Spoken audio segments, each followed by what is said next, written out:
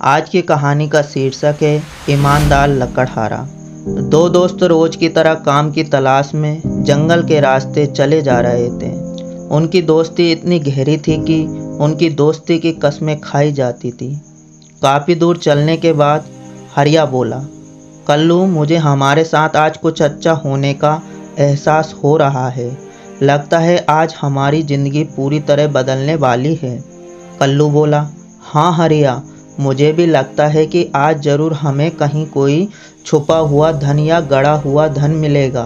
कुछ दूर चलने के बाद वो देखते हैं कि एक लाचार बुढ़िया एक लकड़ी के गट्ठर को उठाने की कोशिश कर रही है, पर उससे वो गट्ठर उठाया नहीं जा रहा। वो दोनों वहाँ पहुँचते हैं। उन्हें देखकर बूढ़ी अम्मा कहती है, बेटा, क्या तुम इसे उठाने में मेरी मदद कर दोगे? मेरी हड्डियों में जान नहीं रही कि मैं इसे उठा सकूं। हरिया बोला, कल्लू, हमें इस लाचार बूढ़ी अम्मा की मदद करनी चाहिए। कल्लू बोला, नहीं हरिया, तुमने ही कहा था कि तुम्हें आज कुछ अच्छा होने का एहसास हो रहा है। क्या पता आगे कोई धनी सेठ आ रहा हो जिसका सामान उठाने से वो हमें बहुत सारा धन दे। इस बुढ़िया की मदद करने से कहीं वो निकल गया तो। और वैसे भी ये बुढ़िया तो खुद भिखारी जैसी लग रही है। इसकी मदद करने से हमें यहाँ क्या मिलेगा? मैं तो चला अपने रास्ते। हरिया बोला, नहीं कल्लू, ऐसा ना कहो, हम इनकी मदद करके ही आगे चलेंगे। कल्लू बोला, मैं तो जा रहा हूँ, तुम ही करो यहाँ समय बर्बाद। और फिर कल्लू अपने रास्ते चला गया और हरिया वो गट्ठर उठाकर उस बूढ़ी अम्मा की झोपड़ी तक छोड़ देता है। लो अम्मा जी, आपका घर आ गया, अब मैं चलता हूँ, बुढ़िया बोली। शुक्रिया बेटा, भगवान तुम्हें हमेशा खुश रखे। हरिया वहाँ से जाने लगता है।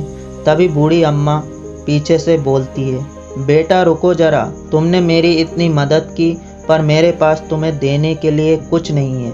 पर मेरे पास एक कागज का टुकड़ा है, शायद तुम्हारे कुछ काम आ जाए, तुम इसे रख लो। तब हरिया बोला, नहीं अम्मा जी, मुझे कुछ नहीं चाहिए, पर आप प्यार से मुझे कागज भी देगी तो वह भी मेरे लिए बहुमूल्य है। और फिर हरिया वो कागज का टुकड़ा लेकर वहाँ से जाने लगा। कुछ दूर चलने के बाद उसका मित्र कल्लू उसे मिला और बोला, आ गए तुम नेक दिल इंसान, मैंने पहले ही कहा था मेरे साथ चलो। देखो एक सेठ की मदद करने से मुझे कितना धन मिला है। तुम्हें क्या मिला उस बुढ़िया की मदद करने से? हरिया वो कागज का टुकड़ा कल्लू को दिखाता है।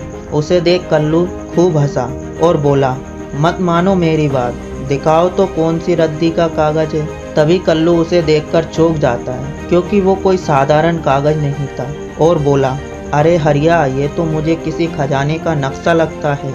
हरिया बोला, हाँ कल्लू, चलो चलकर इसे निकालते हैं। यह नक्शा शायद इस तरफ जाता है, हमें यहीं चलना चाहिए। दोनों मित्र खजाने की तलाश में चल पड़ते हैं। काफ़ी देर चलने के बाद आखिरकार वो उस पेड़ के पास पहुंच जाते हैं जिसकी जड़ में खजाना छुपा था।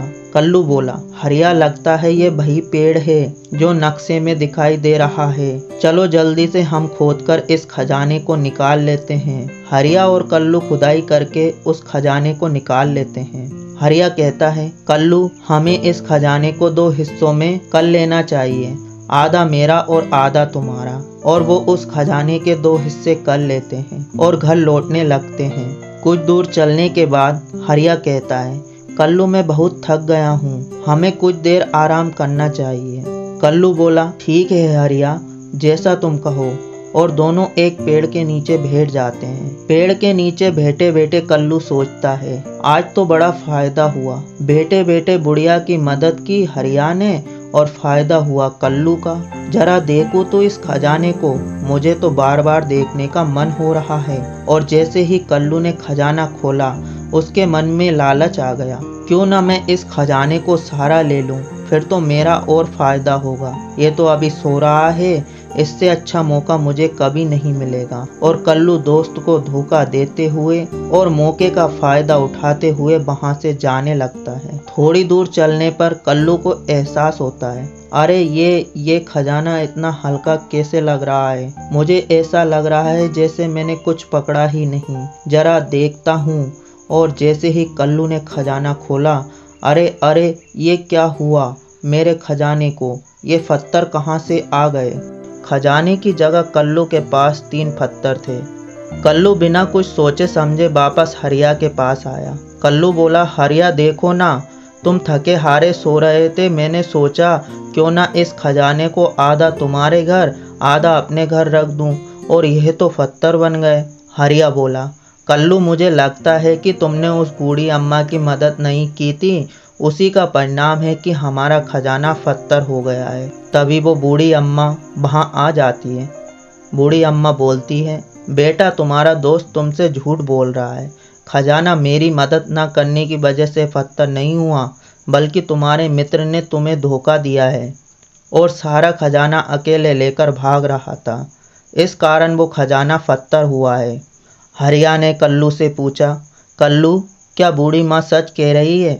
कल्लू बोला, हाँ हरिया, मुझे माफ़ कर दो, मेरे मन में लालच आ गया था, मैंने अपने साथ साथ तुम्हारा भी खजाना नष्ट कर दिया और अपने सबसे अच्छे मित्र को धोखा देने का प्रयास किया।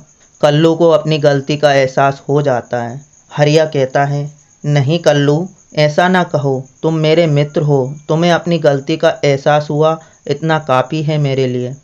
चलो अब हम घर चलते हैं। तभी बूढ़ी अम्मा वहाँ से गायब हो जाती है और एक आकाशवाणी होती है, हरिया तुम्हारे मित्र के प्रति मित्रता देखकर मैं तुम्हें दोबारा वह धन लौटा रही हूँ। और वहाँ दोबारा खजाना आ जाता है। हरिया कहता है, कल्लू चलो अब हम फिर से आधा आधा बांट लेते हैं। कल्लू बोला, नहीं हरिया, ऐसी मूर्खता मत करना, मेरा तुम्हारे खजाने पर कोई हक नहीं, क्योंकि मैंने उस बूढ़ी अम्मा का अपमान किया था। मेरी करनी का मुझे फल मिला है, अगर उसमें से मैंने आधा लिया तो वो भी गायब हो जाएगा और तुम्हारे पास भी थोड़ा ही बचेगा। मेरे पास तुम्हारे जैसा मित्र है, वही मेरा खजाना है। फिर हरिया कहता है, ठीक है कल्लू, जैसा तुम कहो, और दोनों घर की ओर चले जाते हैं।